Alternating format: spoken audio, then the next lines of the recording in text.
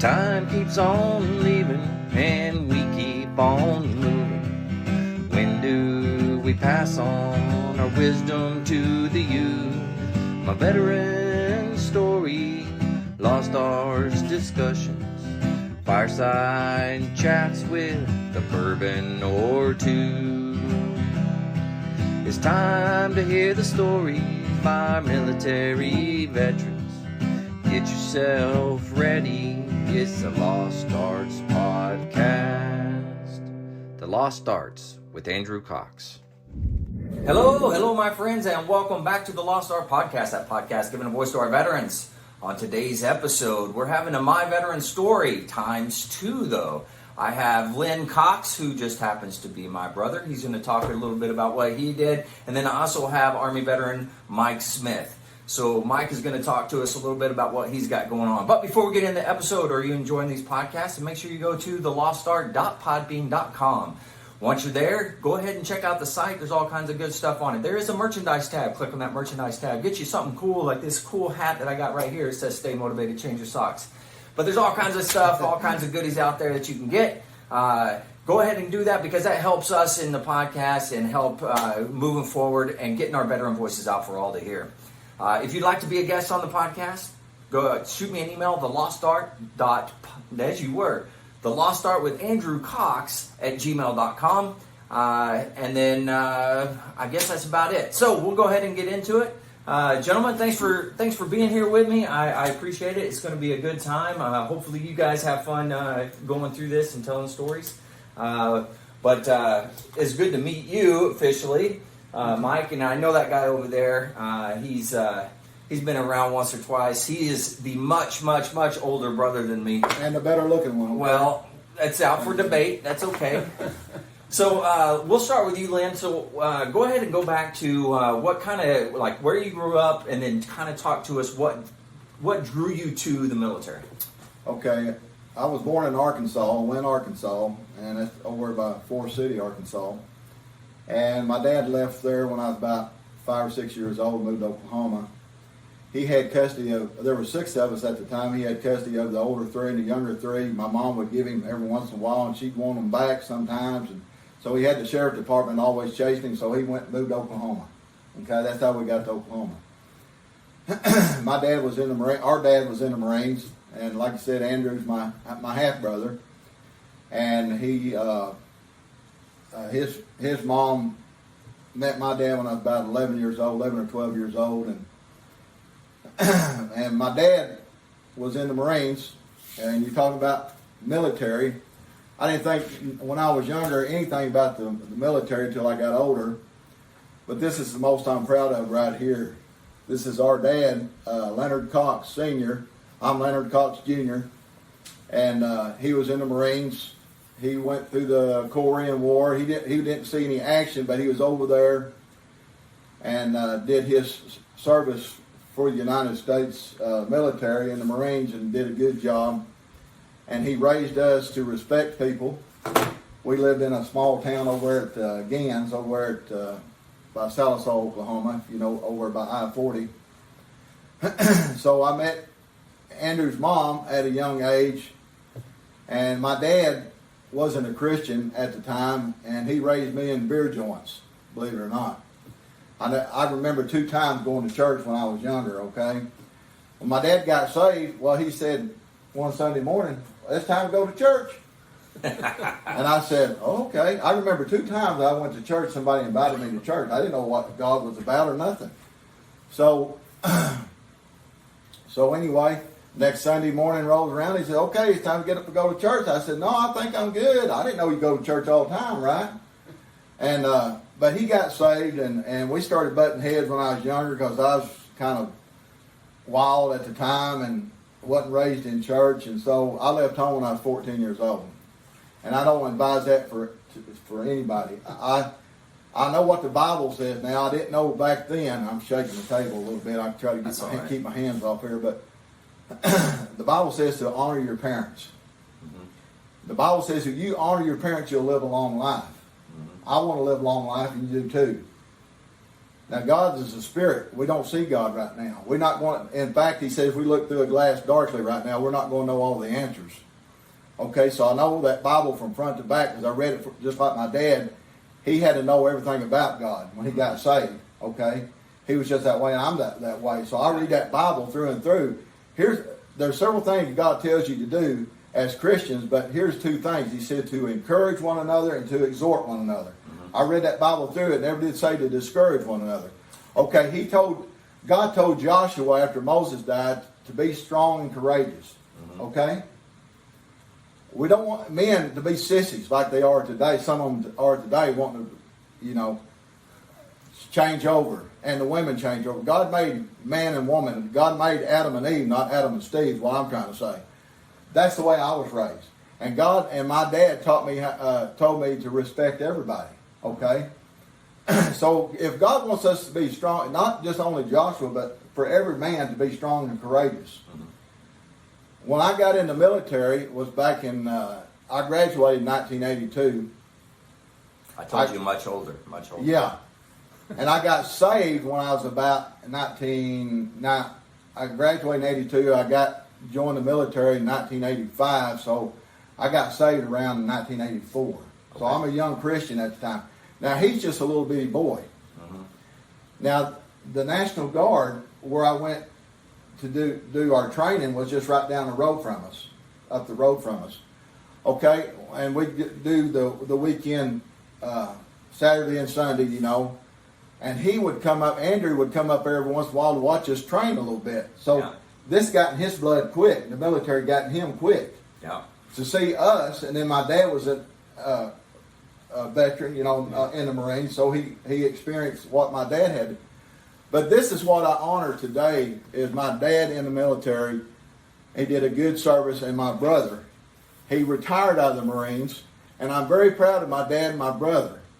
Now, when I started going in the before I got in the National Guard, I had 3 other buddies that went in with me. Okay? Yeah. So, one of my friends, his name was Brian Pickle, at the time, he goes, let's join the National Guard. I didn't have nothing to do back then anyway. There wasn't nothing going on in the military back then. And I said, oh, well, yeah, I ain't got nothing to do anyway. So there was four of us joined at the same time. Yeah. Three of my buddies and me. And so we went, joined the National Guard. Well, we had to go through the regular Army boot camp over at Fort Benning, Georgia. Okay? Never been to Georgia in my whole life. Never been hardly out of Arkansas, Oklahoma.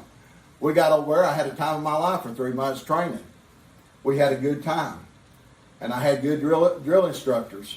Well, there's one drill sergeant told me at one time, he said, there's 2 things you're going to hate in life.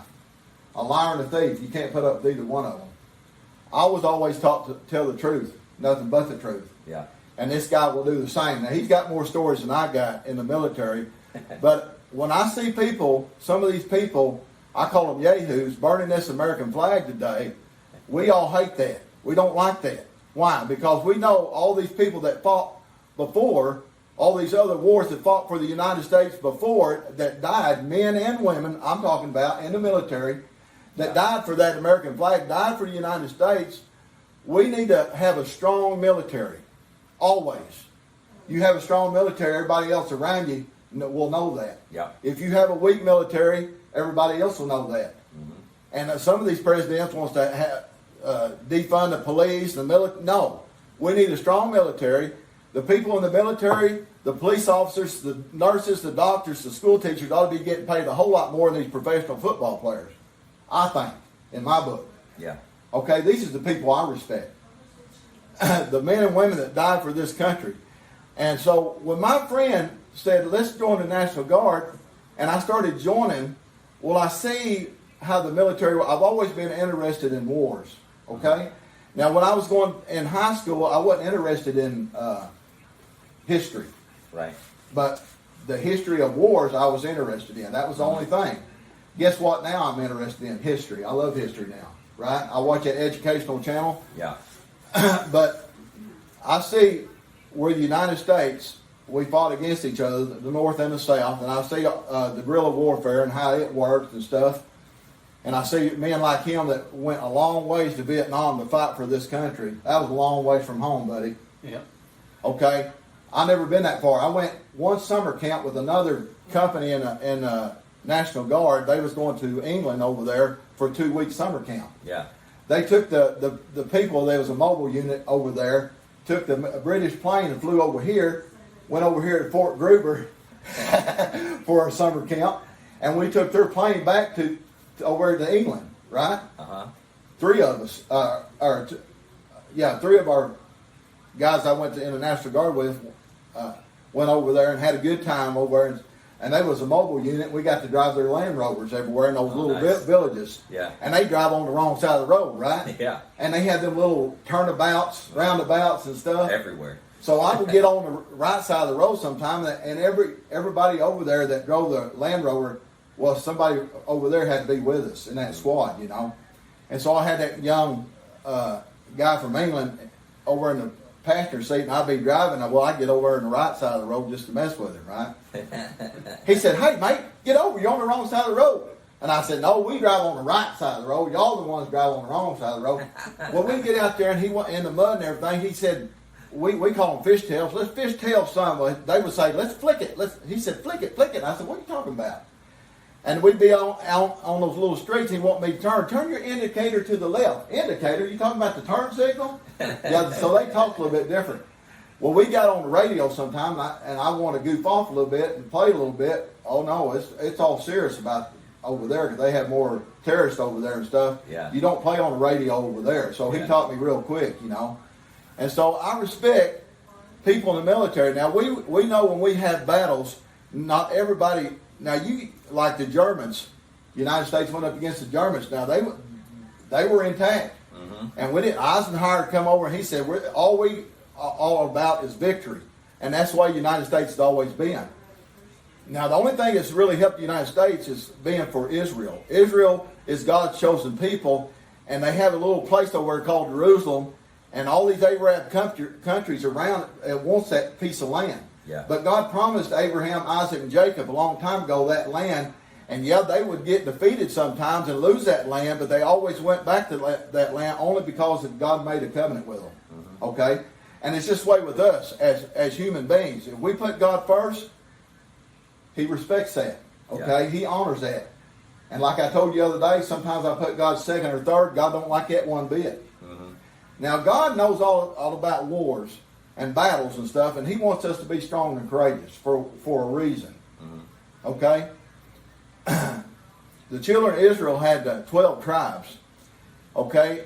God promised them that land. They've never been in that Canaan land, that promised land, but God promised them that. And so when they went over across the River Jordan, he told Joshua, said, "Let's get 12 spies out, one spy out of every tribe, and go into the land and spy it out." Okay? So they had 12 spies go over and look at the land. Well, they come back and reported to Joshua, and they said, 10 of them says, "Oh, there's giants in the land. We can't take this land." Well, God already promised them through the prophets that land. Joshua and Caleb said that they could take it. They was one of the two spies, and they said they could take it. Okay? And so they waited in the wilderness for 40 years before they took that land. They could have took it that day. But they wandered in the wilderness for 40 years before they got that land. Okay, 40 years has passed. Caleb and Joshua, and Caleb said, "I'm 80-something years old now. God is still giving me the strength of the 40-something-year-old man. He's promised me that land on that mountain for 40 years ago. He says, I'm ready to take it." And Caleb went up there and took that land at 80-something years old, and he still had the strength of a 40-something-year-old man. And God provided him that strength because he was courageous, and he knew God, and he was all for God, and God promised him that mountain, and he took it that day. 40 years later, but he took it. And just the way the United States is, if we put Israel first, the Jews first, and the Bible says that if you will bless the Jews, you'll be blessed. If you curse the Jews, you'll be cursed. Okay, I'm telling you this for a reason. The United States has always been for the Jews and for the Israelites. Okay, the time that we turn against that and start saying that we're not going to fund your military, we're not going to help you out, the United States will go like this. But we've always helped the Jews, and God has blessed us for that. The only reason God has blessed the United States is for that reason. Okay? Yeah. Now, and for our strong military. Yep. Okay? I love the people in the military, men and women. I pray for the people I pray for our president, Joe Biden, and you know, Joe Biden is Joe Biden. I'm a Trump fan. I love Donald Trump, okay? and I kiss, if he walked in that door right now, I'd kiss him on the cheek and tell him, you're going to be back in this thing. But Donald Trump was have a stronger military. Biden's not. I'm sorry if you got Biden lovers out there. But anyway, I'm not going to talk very much about politics. What I'm going to do is kind of shut up and let this guy talk. Because I was in the National Guard. I served for 3 years, and I got out. Back then you could serve for list in for 3 years or 5 years. And I thought, well, I'll list in for 3 years, and then if I like it, I'll stay in and re-enlist. But there wasn't nothing going on when I was in the service, so I got out. But I'm a proud American. I love our military. I pray for our military all the time, plus our president, Biden and Donald Trump, Ronald Reagan. I pray for Carter and all of them. God loves this country. We put God first, He'll bless us. And behind every man, strong man, there's a backbone of a woman. Okay?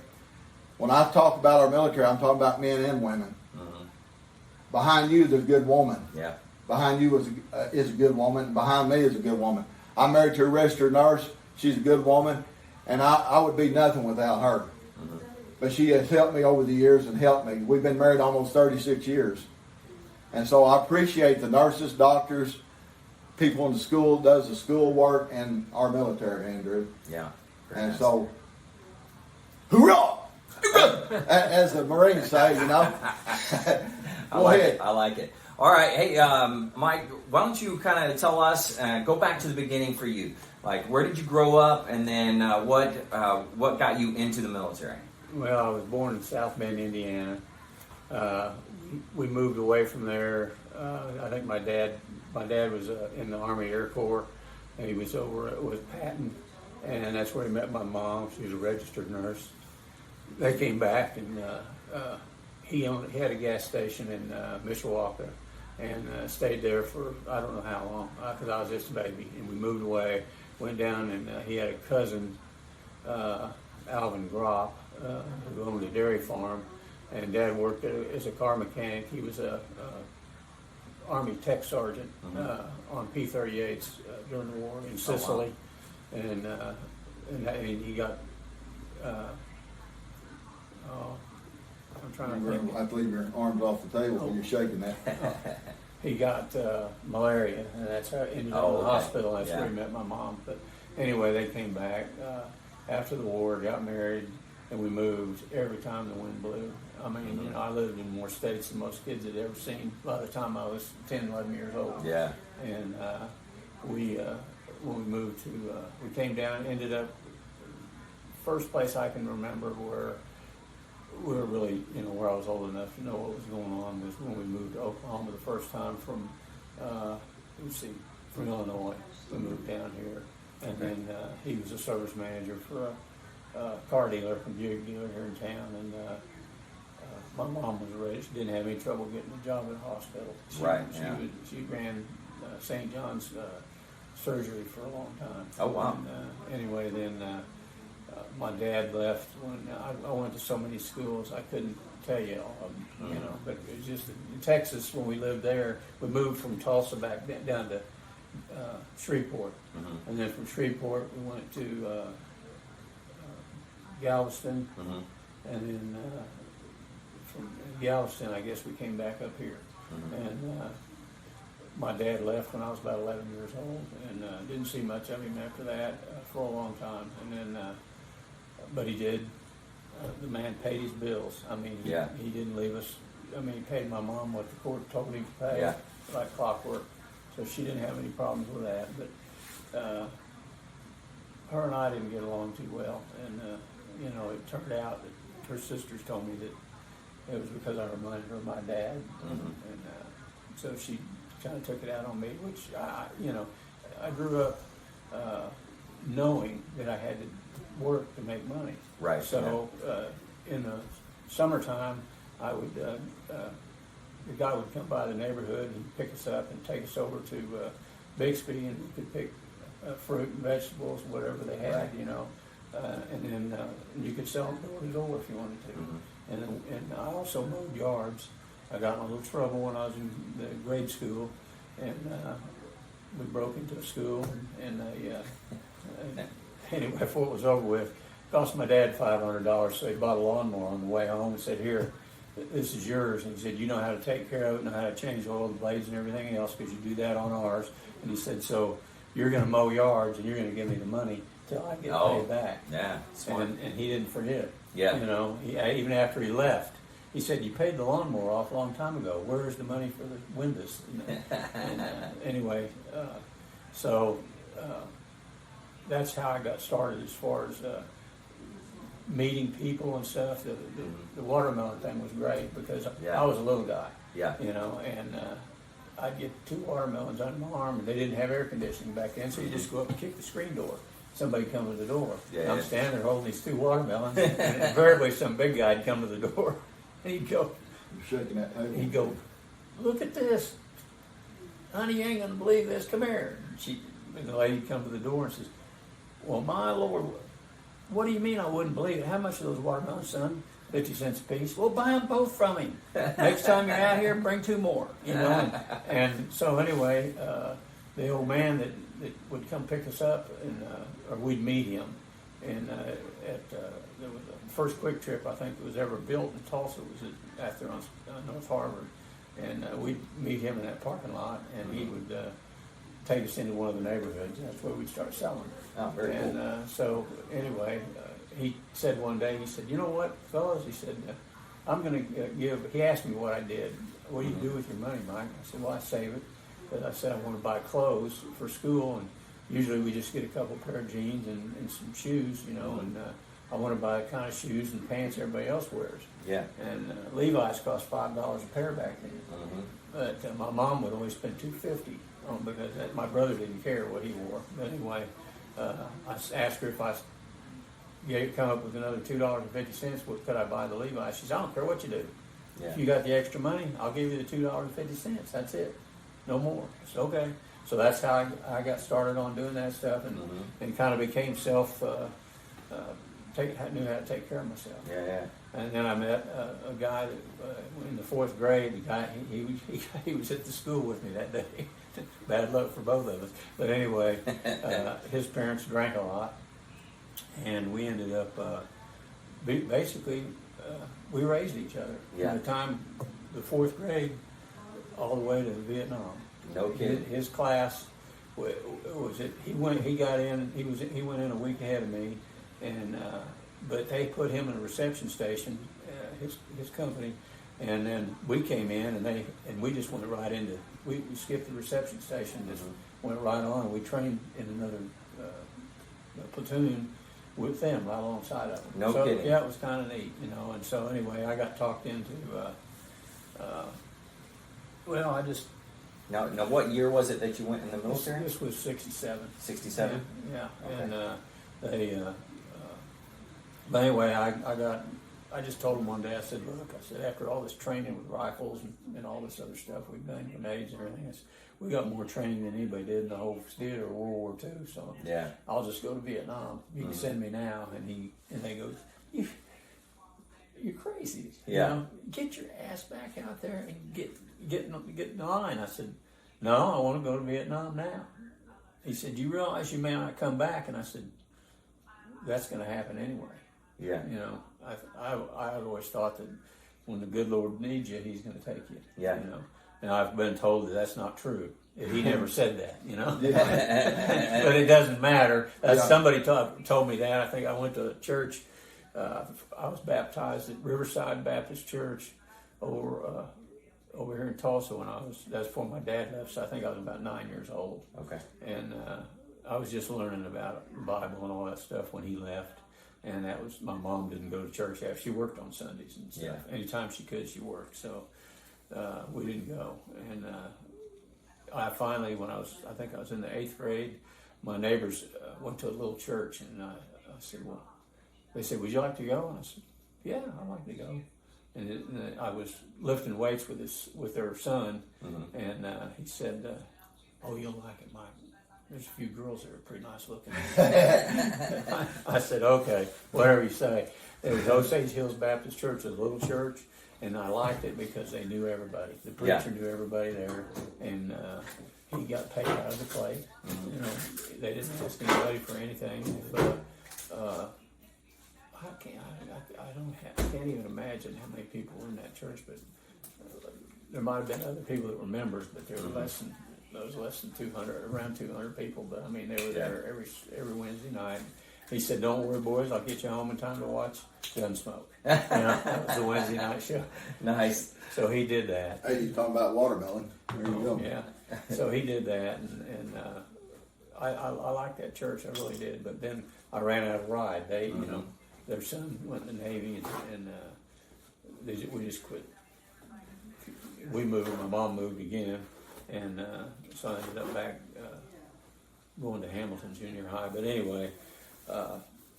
That was a good time there. I had fun. I got to play football finally. We never were in a place long enough I could play anything. Any sports, I'd go to practice and they'd pick a team. And I was a decent athlete. I could hit the ball. You know, we didn't have fences back then. Ballparks. So if you hit the ball over the outfielder's head, he was running. And I couldn't hit a single to save my soul, but I could hit it out. You know, but only because there wasn't any fences. So, but I got to play 1 year there. I tried out for a sponsored team, but it turned out I was 6 months too old. Oh, really? So I couldn't play on it. But anyway, I had to go to work anyway, get a real job. You know. So I started working as a bricklayer, and that paid $1 an hour to start off with, and then it was some kind of work. You know, we didn't stop because of the heat or anything like that. Yeah.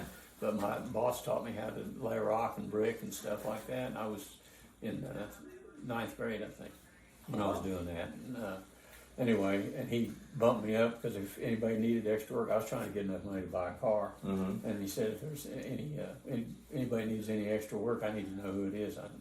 He said, "I know you're going to put your hand up, Mike. Don't." And I said, "No, I need the money." And he said, "What are you doing?" I said, "I'm trying to buy a car." And I said, "So, you know." Well, anyway, because I took all the extra work, he bumped me up to $1.50 an hour. Nice. Well, I thought I went to heaven. You know? That's big money. Yeah. So you said you joined the military at 67. Yeah. I was born in 63, so that tells us a little age difference there. Yeah. You know? Just a little I was bit. born in 63. Well, be glad you were late. Right. Well, you know, when I was younger, we had to be drafted. I mean, you know, you had to Register sign for the up. draft. Yeah. So now I don't think they do that, do they? I don't know. I don't know if they stopped it, but they were whenever I did it. I don't know if they still do it though. They were talking about going back to the draft if they started this war with Russia that they're trying Yeah. to get started. Yeah. These sorry people there's something. But Yeah, anyway, that's true. so So where did you go to boot camp? Where was it at? Fort Polk, Louisiana. Fort Polk. Sign Okay. there when you get off the bus at 2 a.m. It says, "Welcome, Fort Polk, Louisiana. Welcome to the hellhole of the Army." And they made you believe it because I mean, when we got out of basic training, we had no elbows in our fatigues, no knees in our pants. You'd crawl across asphalt, gravel, concrete, paved parking lot, anything. Yeah. If you didn't think you were singing loud enough, you were on the ground. Oh my gosh. And when I got to AIT, these guys were saying they walked down the line. They had everybody stand out there in formation. They walked down there and said, "Supply room, and supply room, supply room." Every so often, it's supply room. And we get down there, and I'm going, I had KP 3 times in basic training when most people didn't have it at all. Yeah. And he said, "Why is that?" I said, "The squad leader didn't like it because I fired expert when I was the only one that did." And he goes, "Oh," he said. So he always gave me KP, you know. Yeah. And anyway, he said, "Well," the sergeant come over. He said, "You're not here because you're put on detail. You're here to get some new fatigues." He said, "You guys went to Fort Polk, didn't you? Every damn one of you. That's why you got no elbows or knees in your pants." And we actually went to the, when I met my buddy, the first time we had PX privileges, he was at the PX, and he said, "What are you doing?" I said, "I'm buying these." He said, "You're buying Kotex?" I said, "Yeah, you got to put them around your elbows and stuff, you know." one of the guys got some of them off his wife when she was here visiting. So I want some. They work. They don't help your fatigues, but they'll keep your elbows in pretty good shape for a day or so. Yeah. You know, but when you get to sweating, they come off anyway. Yeah, true. But Tell me, now you flew helicopters in the military. well, let me tell you about that. When I got back from Vietnam, I was a 67 N-20 is what I was. That's a crew chief door gunner on a helicopter. Okay. And when I came back, if I told somebody I was a door gunner, boy, the SHIT hit the fan. You know, they start calling me all kinds of stuff. So I kind of got away from folks, and then I just decided when I started my flying business and everything, and I was flying helicopters and stuff like that. I just said I was a pilot, and then they, you know, I thought I was a hero. Oh yeah. I was a hero because I kept them guys alive. If you don't, I mean, they asked me one time. There was a guy named Steve Draper and Steve. I'm getting their first name. Dave Draper and Steve. What was Steve's last name? I like those guys. They were good. They asked me one day. Said, "Smitty, how come you're out here so early?" I said, "What?" He said, "You're out here before we get here. We came out here an hour and a half early just to see if you were already here, and you're here." I said, "Yeah. I'm just out here to check the ship, make sure it's as good as it was when I left." He said, "You don't leave till 2 hours after everybody gets back." I said, "That's because I got to clean everything up, clean the top of the ship off because he throws grease out of that rotor head." And I said, "I got to purge the rotor head when I'm done, so it's greased and ready to go." If you look at accident reports and things, a lot of things happen because it's a maintenance problem. Nobody shoots you down. I mean, hell, if you wanted to make a lot of money, you'd open up an optometry office over here for the VC. They can't see very well. Yeah. They'd be shooting helicopters down. Can you hear him good enough? Huh? Oh, you might want to speak up just a little bit. Okay. That's okay. But anyhow, There's that Army voice that just Yeah. kicked in. Yeah. That's good. So anyway, we just, everybody over there was kind of a medevac. Yeah. I mean, not all the time. Like the medevac guys, those guys had guts, and when they first, as far as I know, they never armed those ships. I'm not sure, but I thought they did. But anyway, we had to pick up bodies and things like that all the time in pieces, and it was pathetic, you know, and because you sit there and looked at those young guys knowing that most of them were, you know, they never got a chance to have a family. They're not going to grow up because most of them. I saw a video the other day on Facebook where somebody, it's just a picture, and people send pictures in of stuff in Vietnam, and there's all these guys sitting around the front of this Huey, and they're just babies. I mean, they got these baby faces. I guarantee you they didn't shave. Maybe one of them did, or two of them, but most of the time. Was that on Facebook the other day? Yeah. I think I've seen that. The little bitty guy standing there by the right side of the helicopter when you're looking. Oh no, I didn't see that one. Yeah. It was on this side, and I can't remember where it was. I don't look at them too long because then I get upset. But it was, you know, the worst thing I think that I had happen was we were coming back from combat assaults, and the tower called and said, well, I forgot the damn flight number on the Speak mission. up a little bit. Yeah, I forgot the mission number. I didn't even know it. Hell, I don't know. But anyway, they said, told the captain, he said, "You got to send somebody over to the medevac pad. They got to take some bodies to Saigon." And these guys are going, "Oh, Smitty," because he didn't like me, the captain did. Yeah. And he said, "Raccoon 821, report to the medevac pad." So here we go over there. And then these guys, I said, "You guys want to get something to drink or whatever?" Thanks, Mom. Every time you hit that table, this camera's moving. Sorry. That's all right. That's all right. But anyway, they took off, and the ambulance backed up to the side of the ship, and I started pulling the bodies out and laying them down. I got two of them out, and this guy comes around and he, "What the hell are you doing? We ain't got all day. Get these guys out of here." And he jerks that bag out, flies out and hits the deck, you know. And I mean, Oh, wow. I raised up like that, hit my head on the ceiling. I'm going, God, man, I was thinking to myself, those guys were alive today, this morning. Yeah. Right. And you're just treating them like a side of beef, you know. Yeah. Anyway, I said, are you through? You about through? Then get the hell out of here. I'll get the last two. And so I got the last two, put them on the deck, and then we flew to Saigon. And then when we got to Saigon, we asked where the morgue was, and they told us. They said, "Well, keep flying. Take about a 10-degree left turn, and keep flying till you see a C-5A Galaxy." Mm-hmm. That was the biggest cargo jet they made back in those days. Anyway, so I saw it, and I said, "It's right there, guys. Right, just to your right." And he said, "Just turn your head. You'll see it 45 degrees." And so anyway, I was sitting there, and I just was dumbfounded by the number of caskets that were out there. Oh, the big wow. silver boxes. There were hundreds of them.